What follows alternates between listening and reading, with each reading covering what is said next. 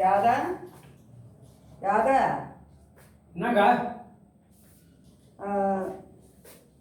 என்னடா மூஞ்சிலெல்லாம் தேய்ச்சி வச்சுருக்க? ஃபேஷியல் பண்ணிடுங்க. ஃபேஷியலா?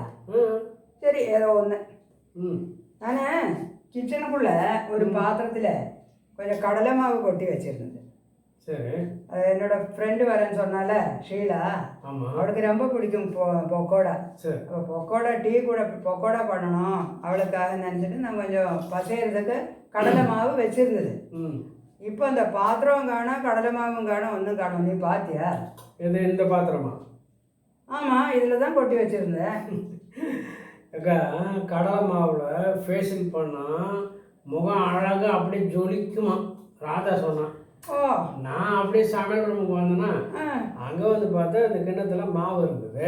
அப்புறம் சரி, உடனே என்ன பண்ணேன், வசதியாக போச்சுன்னு எடுத்து தண்ணி ஊற்றி அப்படியே குழன்னு குழச்சி அப்படியே மூஞ்செல்லாம் தடவி ஃபேஷியல் பண்ணிட்டேன்.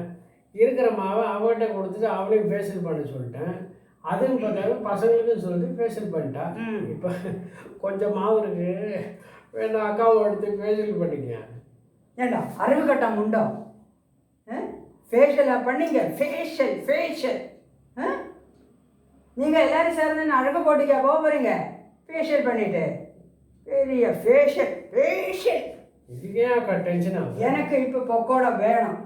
எனக்கு வேற ஒன்றும் வேண்டாம், பொக்கோடா வேணும். எங்கேருந்து கொண்டு வா. கடையில் வாங்கி கொடுத்துட்டா போகுது. இதுக்கு போய் டென்ஷனாக என்ன இருப்பாங்க?